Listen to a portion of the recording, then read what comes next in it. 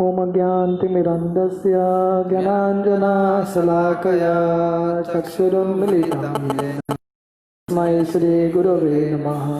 श्रीचैतन्यमनोभीष्टं स्थापितं येन भूतले स्वयं रूप कदा मह्यं ददाति स्वपदान्तिकं।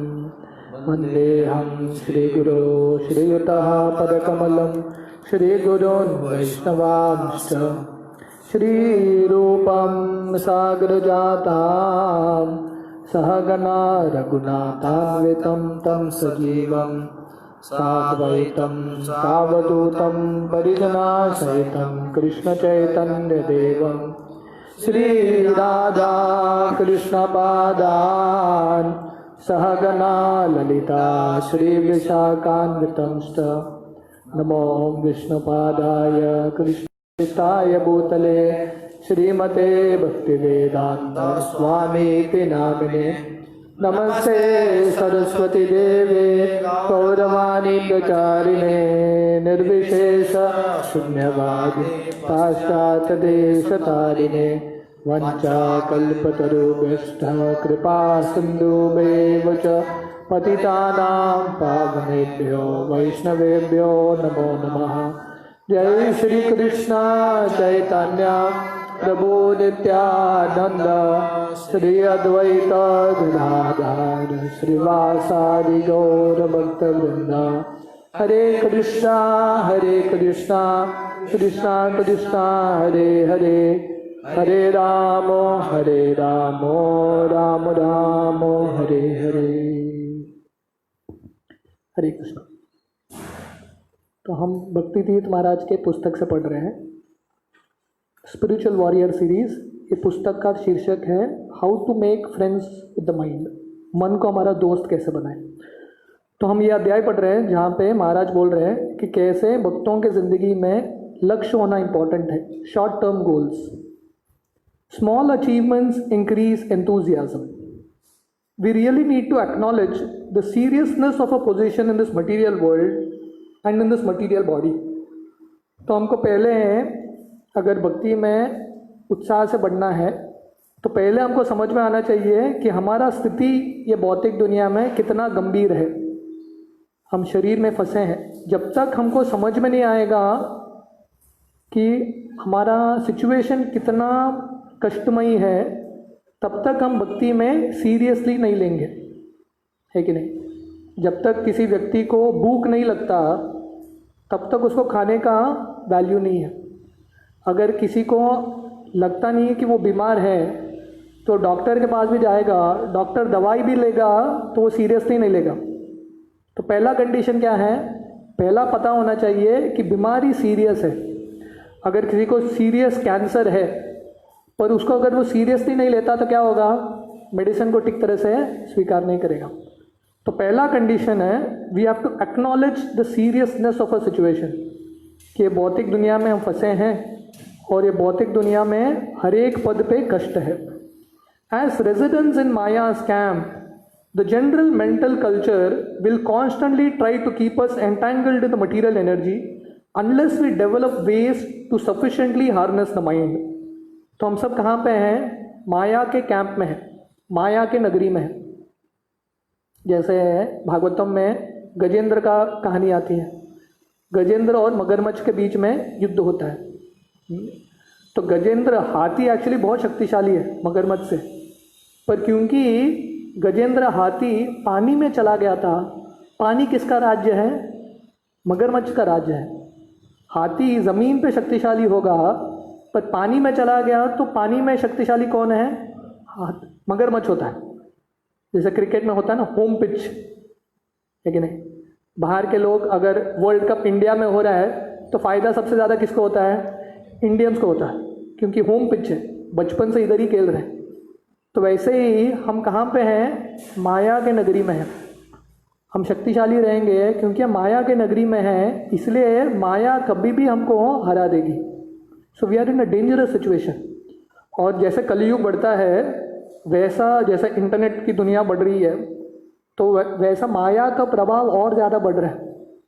10 साल पहले शायद भक्ति करना और आसान था, अभी भक्ति करना इतना आसान नहीं है।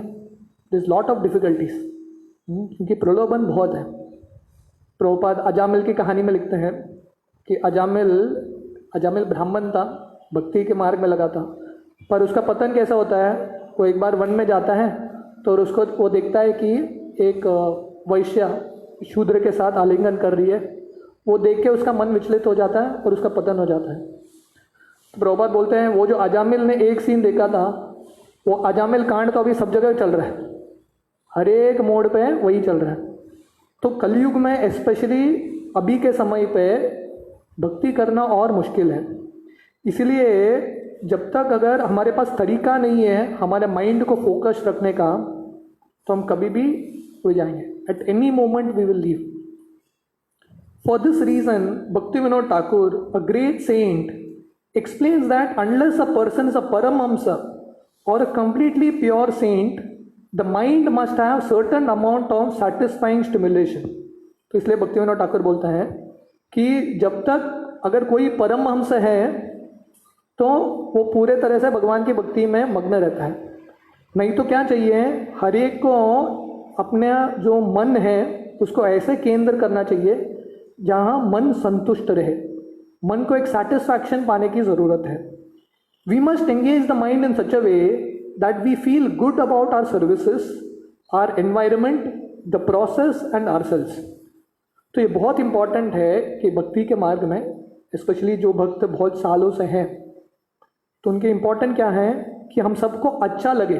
किसके बारे में अच्छा लगे, पहले हमारे जो सेवा कर रहे हैं उसको हमको संतुष्ट होना चाहिए, मैं कुछ तो योगदान दे रहा हूँ ये मूवमेंट के लिए, अचीवमेंट होना चाहिए, सेंस ऑफ अचीवमेंट। मैं कुछ तो सफलता पा रहा हूँ मेरे ज़िंदगी में और प्रभुपाद के आंदोलन में। We should feel good about the process. ये भक्ति के बारे में हमको अच्छा लगना चाहिए। ये भक्ति का मार्ग हमको अच्छा नहीं लगेगा, मन को अच्छा नहीं लगेगा, तो क्या होगा, हम करने के लिए करेंगे बस। And we should feel good about ourselves. हमको हमारे बारे में भी अच्छा लगना चाहिए कि मैं कुछ तो कर रहा हूँ भक्ति के मार्ग में, है कि नहीं। हम भक्ति के मार्ग में आने से पहले हम सबका अलग अलग गोल्स रहता है। हर कोई चाहता है कि मैं सक्सेसफुल बनूँ, मैं डॉक्टर बनूँ, ये बनूँ, वो बनूँ।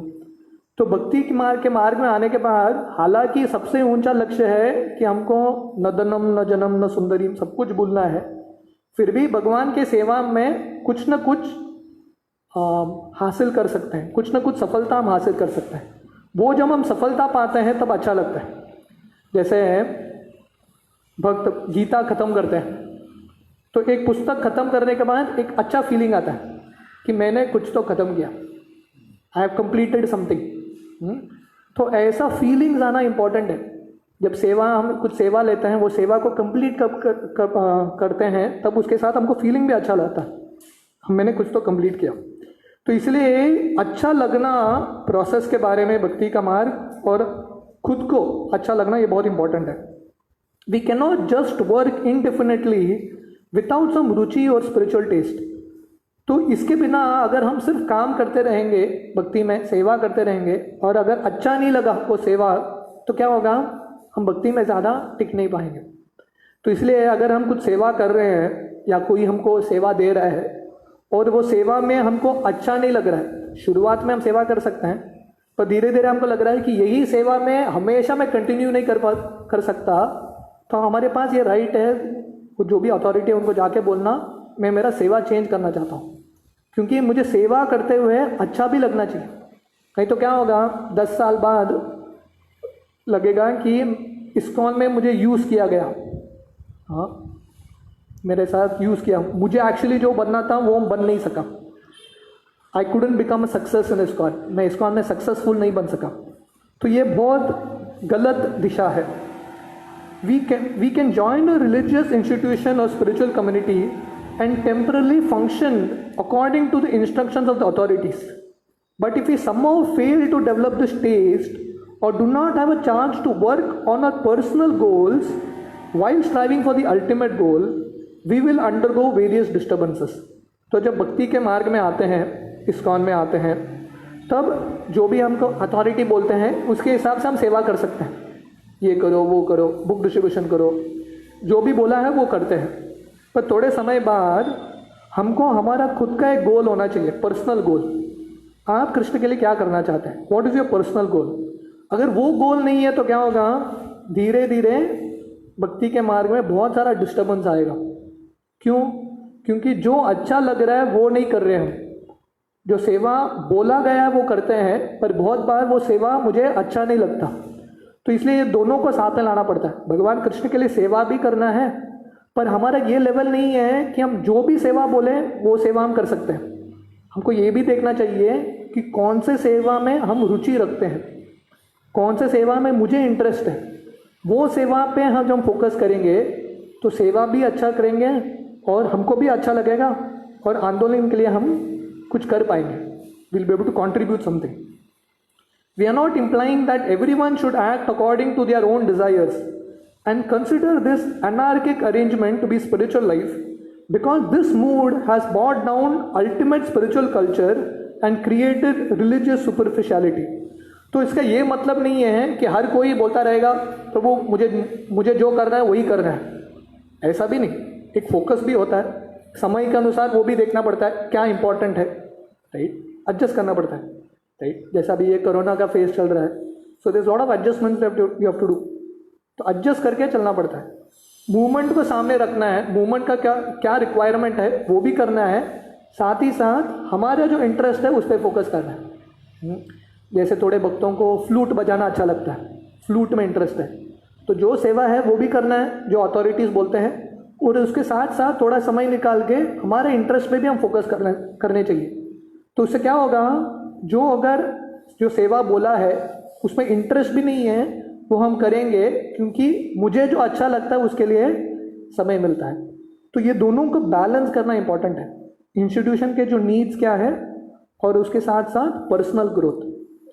तो इंस्टीट्यूशन इस्कॉन मतलब क्या, भक्तों से बना है। अगर हर एक भक्त अपने एरिया में सफल होते रहेंगे तो क्या होगा, इंस्टीट्यूशन भी सफल होता रहेगा। तो इसलिए ये दोनों साथ में चलता है, मिशन एंड मिशनरीज। हमारे मिशन को भी आगे बढ़ाना है और साथ में जो भक्त हैं उनके अंदर भी जो स्किल्स है वो डेवलप होना चाहिए। वो जब डेवलप होंगे ऑटोमेटिकली वो कंट्रीब्यूट करने का कोशिश करेंगे। इसलिए बाहर के कंपनीज में भी एम्प्लॉयज़ में इन्वेस्टमेंट होता है, ट्रेनिंग में। बाहर के कंपनीज में भी समय निकाल के एम्प्लॉय का जो इंटरेस्ट है उसको डेवलप करते हैं, ताकि अगर उसको अच्छा लगे तो ज़िंदगी भर कंपनी में काम करता रहे। तो ऐसा हम सब चाहते क्या है कि इस्कॉन में जो आए वो लाइफ लॉन्ग इस्कॉन में रहे। उसके लिए क्या करना पड़ेगा, हर एक की नीड्स को देखना पड़ेगा, उसका इंटरेस्ट क्या है, उसके हिसाब से उसको सेवा देंगे तो जिंदगी भर इस्कॉन में जुड़ा रहेगा। However, Krishna tells us to always think of him, and if we cannot always meditate on him, he gives us alternatives. तो गीता में भगवान भी अलग अलग ऑप्शंस देते हैं। तो पहला तो भगवान बोलते हैं गीता में, हमेशा मेरे बारे में सोचते रहो, मन मेरे में लगाओ। पर अगर हमारा वो लेवल नहीं है तो भगवान बोलते हैं ठीक है, नेक्स्ट स्टेप फॉलो करो। अलग अलग ऑप्शंस देते हैं। However, he does not remove the ultimate goal or leave us with ambiguous short-term goals. He clearly states in Bhagavad Gita that we should always think of him. And if we cannot engage in this exclusive meditation, he tells us to practice devotional service. तो भगवान सबसे ऊंचा विषय बोलते हैं भगवान गीता में, हमेशा मेरे बारे में सोचो, मन मना भव मत भक्तो।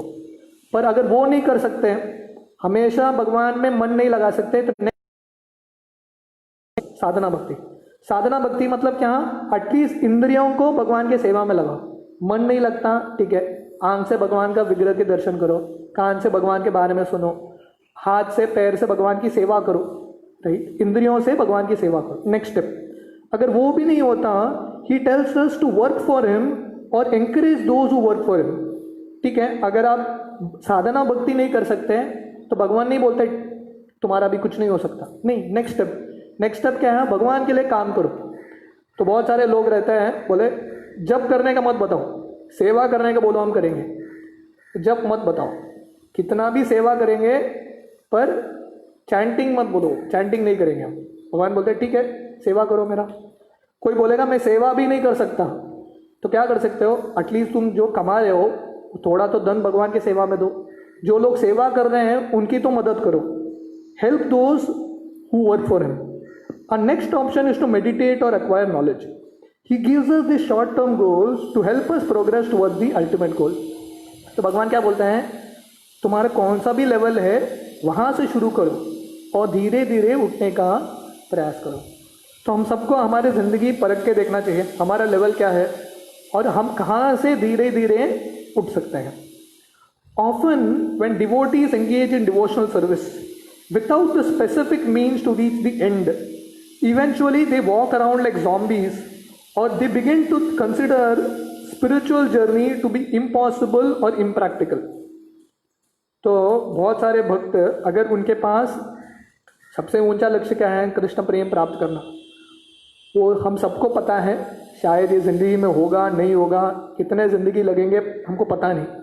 वो बहुत बड़ा लक्ष्य है, लक्ष्य तो बहुत बड़ा है, पर वो लक्ष्य के बारे में बोलते रहने से नहीं होगा. क्या करना पड़ेगा, हमको प्लान बनाना पड़ेगा कैसे हम वो लक्ष्य तक पहुंच सकते हैं. स्टेप 1 स्टेप 2 एक प्लान होना चाहिए. अगर प्लान नहीं है, specific means to reach the end, अगर प्लान नहीं है तो क्या होगा. इंग्लिश में एक शब्द आता है ज़ॉम्बी. ज़ॉम्बी का मतलब पता है, ज़ॉम्बी मतलब ऐसा घूमता रहता है, उसका ज़िंदगी का कुछ लक्ष्य होता नहीं है, चलता फिरता मुर्दा, राइट, ऐसा घूमता रहता है. कुछ समझ में नहीं आता क्यों इस्कॉन में आ रहा है, क्या चल रहा है, he doesn't know anything.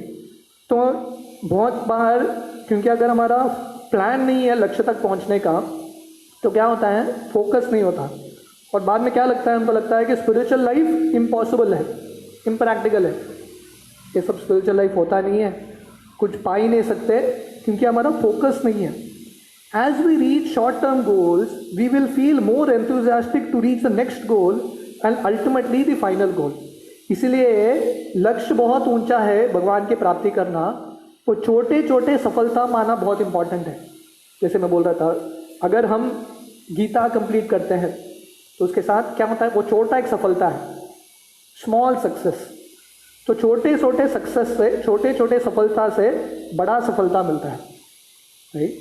Small little successes, जैसे गीता कंप्लीट किया या कुछ प्रोजेक्ट लिया कृष्ण के लिए, वो प्रोजेक्ट कंप्लीट किया तो कंप्लीशन का फीलिंग आता है, मैंने कुछ तो किया, मैं यूजलेस नहीं हूँ, आई एम नॉट यूजलेस, मैं बेकार नहीं हूँ, मैं भी कृष्ण के लिए कुछ कर सकता हूँ.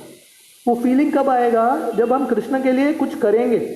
छोटे छोटे चीज़, अगर बड़े चीज़ नहीं कर सकते, ठीक है, पूरा गीता कंप्लीट नहीं कर सकते, चलेगा, एक अध्याय तो कंप्लीट करो, उससे तो अच्छा लगेगा, मैं कुछ तो कर सकता हूँ, right. So regular success is important हर एक फील्ड में, हमारे साधना के फील्ड में, हमारे सेवा में, we need to feel successful. तो हमारा खुद का गोल्स होना चाहिए और वो गोल्स को रीच करना चाहिए हमको. जैसे क्रिकेट में होता है ना, क्रिकेट में हर एक बॉल पे बैट्समैन सिक्सर और 4 नहीं मारता, राइट. 1 रन 2 रन, अगर वो उधर खड़ा रहेगा, जब सिक्सर मारूंगा तभी मैं बैट घुमाऊंगा, तो उधर ही रहेगा. जब छोटे छोटे अवसर भी आते हैं उसका भी फायदा लो, क्योंकि एक एक रन से भी स्कोर बढ़ता है. तो वैसे ही कभी अच्छा दिन समय आता है जब हम बहुत कुछ कर सकते हैं, पर कभी समय आता है जब हम बहुत कुछ नहीं कर सकते, फिर भी कुछ न कुछ तो कर सकते हैं. So small things make a difference. The progression through short-term goals encourage many Olympic athletes to continue their pursuit towards the gold medal. तो इसलिए ओलंपिक गेम्स में भी आप बाकी सफल लोगों की ज़िंदगी में भी देखेंगे तो उनके ज़िंदगी में बहुत बार सिचुएशन आता है जब वो निराश हो जाते हैं. बहुत बार उनको लगता है कि छोड़ दो, ये होगा ही नहीं मुझसे. पर उसके एंकरेज करने के लिए क्या करना चाहिए, जब हम छोटे छोटे गोल्स हासिल करेंगे तब कॉन्फिडेंस आता है, मैं कर सकता हूँ. सो भक्ति के मार्ग में भी कॉन्फिडेंस रहना बहुत इंपॉर्टेंट है, क्योंकि माया के प्रलोभन इतना होता है, बहुत बार हम हार जाते हैं. तो उठ के खड़े होने के लिए कॉन्फिडेंस चाहिए, और वो कॉन्फिडेंस कब आएगा, when we get some small successes. Eventually they began to think, I want to be best in the world and through my practice and training I know I can possibly reach this goal. जो लोग Olympic games खेलते हैं उनकी शुरुआत होती है, उनको लगता है कि मैं कुछ नहीं कर सकता. हर एक के ज़िंदगी में आता है, ठीक. सचिन तेंदुलकर के ज़िंदगी में भी एक समय आया था, उसको लगा मैं क्रिकेट छोड़ के निकल जाऊंगा, पर किसी ने उसको प्रोत्साहन दिया कि कंटिन्यू करते रहो, सफल हो गए. तो हमारे ज़िंदगी में भी भक्ति के मार्ग में बहुत बार फेलियर्स आते हैं, पर हमको निराश नहीं बनना चाहिए। जब हम छोटे छोटे सक्सेस सफलता पाते रहेंगे तब क्या होगा, धीरे धीरे हमारा कॉन्फिडेंस आएगा और हमको ये कॉन्फिडेंस आएगा कि मैं फाइनली ये गोल को रीच कर सकता हूँ। Even if they do not immediately win the gold medal but receive the silver, it will encourage them to try harder for the next competition. जैसे एक एथलीट होता है, वो बहुत कोशिश करता है पर वो गोल्ड मेडल नहीं पा सका, तो बहुत बार वो लोग निराश हो जाते हैं। पर उसको समझना चाहिए, गोल्ड नहीं पा सका, एटलीस्ट मैं सिल्वर मेडल तो आया मेरा, ठीक है, इस बार सिल्वर आया, अगले बार मैं कोशिश करूँगा तो गोल्ड आ सकता है। तो हम निराश हो गए, छोड़ दिया तो सफलता मिलेगा ही नहीं। As they see their goal manifesting, they will try even harder to remain focused. तो जब हम थोड़े थोड़े हमको सफलता मिलता है तब हमको कॉन्फिडेंस आता है और हम फोकस कर सकते हैं। Similarly, as we acquire a short term goal, it will help to absorb our minds and focus our energies. तो जब हमारे पास ज़िंदगी में कुछ लक्ष्य रहेगा, भक्ति में भी मैं कृष्ण के लिए ये करना चाहता हूँ, ये मेरा पर्सनल प्रोजेक्ट है कृष्ण के लिए, तब क्या होगा, हमारी जो पूरा शक्ति है और मन है एक जगह पे केंद्र होते हैं। अगर गोल नहीं है तो क्या होता है, मन इधर उधर भागता रहता है, फोकस नहीं रहता। Seeing that goal unfold may even strengthen our faith and give us pleasure according to our particular propensity or idiosyncratic tendency.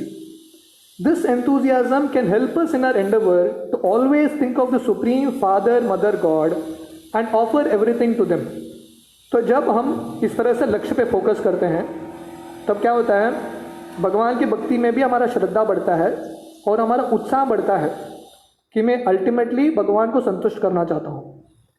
We never want to neglect love of Godhead and Sharanagati or full surrender, which we accept as the ultimate goal. Although it is dangerous to minimize or reject the final goal, it is just as dangerous to neglect the short-term goals, because doing so will lead us to stagnation. तो हमको ये balance सीखना है। Ultimate goal क्या है, हमको पूरे तरह से भगवान में शरणागत होना है। मतलब भगवान का जो इच्छा है, हमारी इच्छा पे हम फोकस नहीं करते। पूरा फोकस क्या है, हम भगवान की सेवा करना चाहते हैं, भगवान की संतुष्टता, राइट, वो अल्टीमेट गोल है। पर साथ ही साथ हमको हमारे पर्सनल गोल्स भी होने चाहिए जो कृष्ण के कनेक्टेड रहेंगे। नहीं तो क्या होगा, क्योंकि हमारा वो लेवल नहीं है जो हम निस्वार्थ रूप से हमेशा भगवान की सेवा करते रहेंगे। हमारे खुद के भी गोल्स होने चाहिए, नहीं तो क्या है, भक्ति में हम स्टैग्नेट बन जाएंगे। If we think of the ultimate goal as impossible, we will be defeated from the start. We will begin to rationalize our deviations and accept mediocrity while doubting the entire process. On the other hand, if we do not succeed in our short-term goals or fail to harness our minds and senses in a positive way, they will become overly active.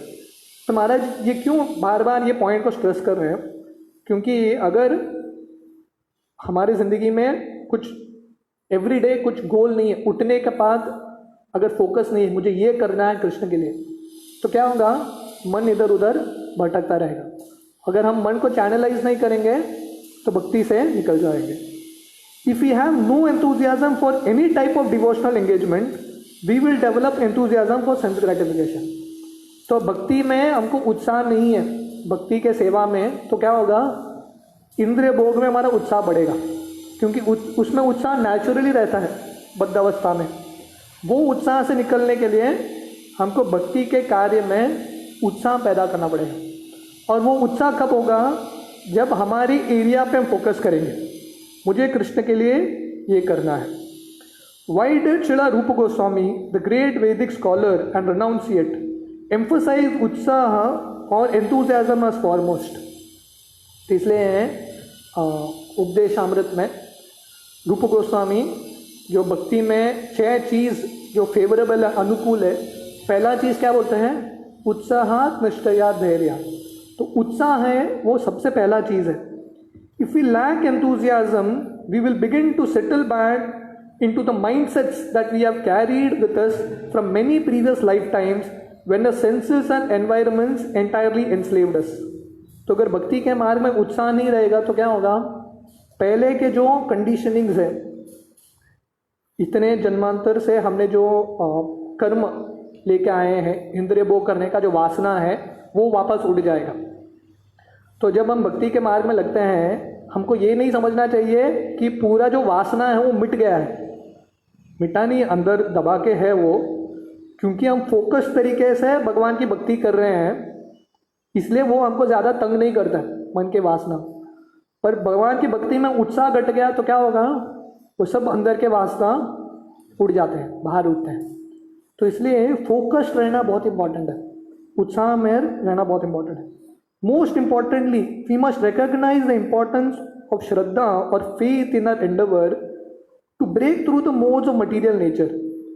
तो सबसे important है कि अगर हम ये भौतिक दुनिया का जो प्रभाव है, 3 गुण है, उसके प्रवाह से अगर उसको तोड़ना है ये बंधन को, तो हमारा श्रद्धा भगवान की भक्ति में रहना इंपॉर्टेंट है।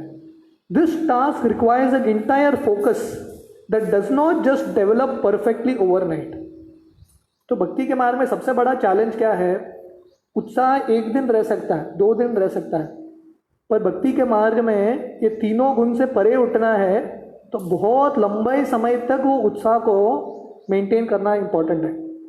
तो ये इतना आसान नहीं है, 15 दिन भक्ति कर लिया उत्साह से तो नहीं होने वाला। If it does not develop quickly in a person, in some cases the individual has to come into this life with a very high level of अधिकार और devotional assets from previous life times. तो बहुत बार हम देखते हैं कि थोड़े भक्त हैं जो बहुत कम समय में भक्ति में उनका बहुत जल्दी प्रगति हो जाता है। तो इसका ये मतलब है कि उन्होंने पिछले जिंदगी में बहुत सारा भक्ति किया है, इसके वजह से उनका नेचुरल उत्साह है। It means that he or she has already engage in many spiritual practices in order to reach this particular point. तो भक्ति के मार्ग में कैसा रहता है, जैसे एक सन्यासी उदाहरण दे रहे थे कि एक मैग्नेट होता है ना, मैग्नेट लोहे को खींच लेता है, पर कहाँ तक खींचता है, थोड़े समय तक मैग्नेट के पास लोहे को लेकर जाना पड़ता है, उसके बाद तुरंत वो खींच लेता है। तो भक्ति का मार्ग मतलब वो मैग्नेट की तरह है, थोड़े हद तक हमको प्रयास करना है। ऐसा लगेगा कि आर्टिफिशियली उत्साह दिखा रहा है, स्वाभाविक रूप से उत्साह नहीं है, फिर भी आर्टिफिशियली भी रहेगा, हम उत्साह दिखाते रहेंगे तो क्या होगा, धीरे धीरे हम बढ़ेंगे और एक पॉइंट के बाद तुरंत हम भगवान के पास चले जाएंगे। तो वो पॉइंट आता है, वो पॉइंट तक हमको क्या करना पड़ेगा, उत्साह मेंटेन करके रखना पड़ेगा। छोड़ देंगे तो सब बेकार में चला जाएगा।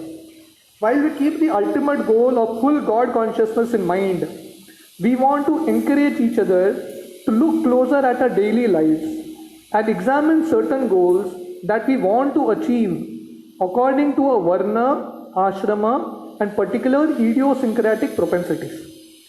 तो ये सार है कि हमको सबसे ऊंचा क्या रखना है, सबसे ऊंचा लक्ष्य है कि हमको हमेशा भगवान के बारे में चिंतन करना है। सबसे ऊंचा लक्ष्य वो मन बना व मत भक्तो, पूरे तरह से कृष्ण भावनामृत रहना।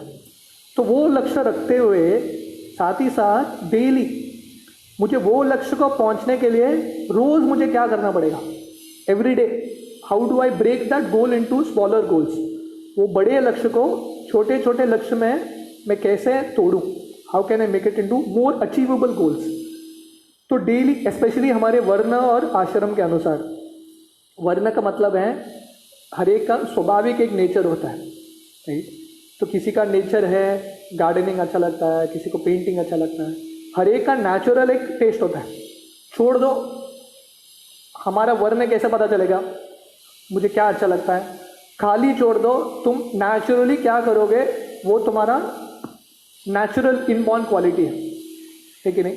नेचुरली किसके पास जाते हो, तो हमको वो चूज करना है। स्वाभाविकता से मुझे क्या आता है, नेचुरली मुझे क्या आता है, नेचुरली मुझे क्या अच्छा लगता है, और वो हम जब हम भगवान की सेवा में युक्त करेंगे तब हम भक्ति में बिना कष्ट के प्रयास करते रहेंगे। We want to find some specific goals that can make us feel happy to offer to the community, to the mission, to our families and to ourselves. तो इसलिए जब हमको हमारा गोल मिलेगा, मेरे भक्ति की ज़िंदगी में मेरा लक्ष्य क्या है, मैं कैसे भगवान की सेवा करना चाहता हूँ, वो जब मिलेगा तब क्या होगा, जब हम खुश रहेंगे और मिशन को भी हम खुश कर पाएंगे, आंदोलन के लिए भी हम कुछ करेंगे, हमारे जो परिवार है वो भी खुश रहेंगे और प्रैक्टिकली हम दुनिया के लिए भी कुछ कर सकते हैं। कब होगा वो, जब हम भगवान की भक्ति में, भक्ति को हमारे जो इंटरेस्ट है उसके साथ जोड़ेंगे। By this endeavour Maya will not hunt us or assault us to the same extent because our spiritual pursuits will occupy our minds and enthuse us. तो ये जब होगा, जब हम हमारे इंटरेस्ट पर फोकस करेंगे, तब क्या होगा, माया को जो अटैक्स है वो कम होता रहेगा। क्यों? क्योंकि माया मतलब कहाँ पे रहती है, हमारे मन में ही रहती है माया। तो माया कब एंटर करती है, जब हम माइंड खाली रहता है, कृष्ण के बारे में, कृष्ण के सेवा के बारे में जब हम नहीं सोच रहे, माया एंटर करती है। तो जब हम उत्साह से हमारे इंटरेस्ट पे फोकस करेंगे तो माया का जो अटैक्स है वो, उसकी जो तीव्रता है वो घटती जाएगी। Each person must examine their own nature in order to recognise their capabilities along with the activities that inspire and enthuse them. तो हर एक को परख के देखना चाहिए कि हम कौन से कार्य में हम सबसे ज़्यादा उत्साही रहते हैं। In this way they can continue in their devotional service in pursuit of the ultimate गोल। तब हम भक्ति के मार्ग में बिना कष्ट का हम प्रगति करते रह सकते हैं। Resolute determination. The Vedic scriptures mainly refer to the ultimate goal because we must always keep that final goal in mind. However we must realise that Lord gave us the varnashrama dharma system and he also gave us methods to continue on the spiritual path even if we cannot think of him. तो जैसे महाराज ने पिछले paragraph में भी समझाया था कि वर्णाश्रम धर्म मतलब क्या है, कि भगवान की सेवा करना है, केंद्र भगवान को खुश करना है, पर अपने स्वभाव के अनुसार। हर एक का अलग स्वभाव है, अपने स्वभाव के अनुसार भगवान की सेवा करना। We need to constantly remind ourselves of the ultimate goal and never minimize the necessity to reach the goal. We can honestly reach the goal through our integral success and achievements which move us closer to the ultimate achievement. तो भक्ति के मार्ग में जब हम भगवान के पास जाते रहते हैं, उसके साथ साथ हमको ये प्रयास भी करना चाहिए कि छोटे छोटे जो यश हैं, हमारे जो अचीवमेंट्स है, सक्सेस है, उससे हमको और उत्साह मिलेगा भगवान की भक्ति में प्रगति करते रहने का। कृष्णा सेज इन भगवद गीता, जैसे कृष्ण गीता में बोलते हैं 2.41, व्यवसायिका बुद्धि एके है कुरु नंदन बहुशाखा ही अनंतश्च बुद्धयो व्यवसायिना। तो भगवान बोलते हैं जो भक्ति के मार्ग में वन पॉइंटेड, एक है कुरु नंदन, उनका एक ही फोकस रहता है, तो वो बिना कष्ट के भगवान की भक्ति करते रहते हैं। पर जिनका जो बुद्धि है अलग अलग भागों में विभाजित हो गया है, थोड़ा इंद्र तृप्ति, थोड़ा भक्ति, तो उनके लिए भक्ति का मार्ग बहुत मुश्किल होता है। Those on this path have one ultimate goal, that is to develop pure love of God and spiritual kingdom. तो भक्ति के मार्ग में सबसे ऊंचा गोल क्या है, अल्टीमेट गोल क्या है, कि हमको भगवान के प्रति प्रेम उपलब्ध करना है और भगवान के धाम जाना है। On the other hand, the environment and Maya will quickly enslave a person with irresolute intelligence and drag them in many directions. तो वो एक पॉइंटेड फोकस नहीं रहेगा तो क्या होगा, माया आएगा और माया आके ऐसे व्यक्ति का जो मन है अलग अलग जगह पे लेके जाएगा। However, if we have a specific direction, the mind will not fall prey to the enticements. तो अगर हमारा स्पेसिफिक गोल है तो हमारा जो मन है माया के प्रलोभन में आता नहीं। जैसे घोड़ा है, 5 घोड़े हैं, 5 घोड़े अलग अलग दिशा में जा रहे हैं तो क्या होगा, रथ का कुछ दिशा होगा ही नहीं। एक घोड़ा इस तरफ खींच रहा है, दूसरा घोड़ा उस तरफ खींच रहा है, रथ एक दिशा में कब जाएगा, तब सब घोड़े एक ही डायरेक्शन में जाते हैं। तो वैसे ही ये मन के अलग अलग घोड़े हैं इंद्रिय के रूप में, हर एक घोड़े अलग अलग दिशा में जाएंगे तो क्या होगा, ये जो मनुष्य जिंदगी है किधर नहीं पहुंचेगा, इधर ही घूमता रहेगा। अगर हमको कहाँ किधर पहुंचना है तो क्या करना पड़ेगा, सब जो एनर्जीज है एक ही डायरेक्शन में फोकस करना है। The purport to this verse from Bhagavad Gita says, a strong faith that by Krishna consciousness one will be elevated to the highest perfection of life is called व्यवसायित्मक intelligence. तो प्रभुपाद ये श्लोक के दूसरे अध्याय के श्लोक के परपोर्ट में लिखते हैं कि श्रद्धा का मतलब क्या है। श्रद्धा का मतलब है कि जब हम कृष्ण भावनामृत में फोकस करते हैं तब हमको समझ में आता है कि कृष्ण भावनामृत करने से, भगवान की भक्ति करने से ऑटोमेटिकली सब कुछ आएगा। श्रद्धा शब्दे विश्वास कहे सुदृढ़ निष्ठय कृष्ण भक्ति कैले सर्व कर्म कृत है। तो ये विश्वास का मतलब क्या है, मैं कृष्ण की भक्ति करूँगा तो बाकी सब कर्म ऑटोमेटिकली होता रहेगा। Faith means unflinching trust in something sublime. When one is engaged in the duties of Krishna consciousness, he need not act in the relationship to the material world with obligations to family traditions, humanity और nationality। तो श्रद्धा का मतलब है कि हम भगवान की भक्ति करेंगे तो मुझे अलग अलग मेरा जो ड्यूटी है कार्य करने की ज़रूरत नहीं है। देश के लिए, समाज के लिए, परिवार के लिए कृष्ण की भक्ति करेंगे तो ऑटोमेटिकली सब हो जाता है। Fruitive activities are the engagements of one's reactions from past good or bad deeds. When one is awake in Krishna consciousness, he need no longer endeavor for the good results in his activities. तो कर्म मतलब हमारे जो पिछले कर्म किए हैं उसके अनुसार हमको अच्छा फल मिलता है या बुरा फल मिलता है। पर जब हम भगवान की भक्ति करते हैं तब क्या होता है, हमको कर्म के बारे में चिंता करने की ज़रूरत नहीं है। When one is situated in Krishna consciousness, all activities are on the absolute plane, for they no longer subject to dualities like good and bad. तो इसलिए भक्तों की ज़िंदगी में अच्छा बुरा कुछ होता ही नहीं है, क्योंकि सब भगवान कृष्ण का ही प्लान होता है।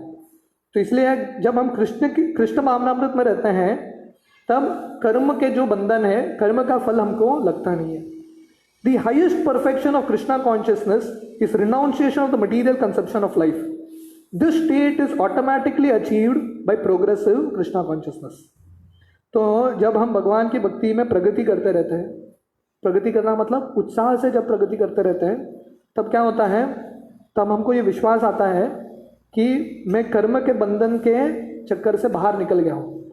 तो मेरे ज़िंदगी में जो भी होता है अच्छा या बुरा, उसमें सब भगवान का हाथ है। तो ये विश्वास कब आती है, ये श्रद्धा कब आती है, पहला जब उत्साह रहता है, उत्साह के बाद निश्चय या विश्वास श्रद्धा आती है। तो इसलिए महाराज यहाँ बोलते हैं कि फोकस करना बहुत इंपॉर्टेंट है। वन पॉइंटेड फोकस, व्यवसायित्मक बुद्धि। और हमारे लिए वन पॉइंटेड फोकस मतलब कि हाँ, हमारा जो गोल, हम कृष्ण के लिए क्या करना चाहते हैं, वो गोल पे हम फोकस करते रहेंगे तो ऑटोमेटिकली प्रोग्रेस होता रहेगा। तो हम इसके आगे नेक्स्ट टाइम कंटिन्यू करेंगे। हरे कृष्ण।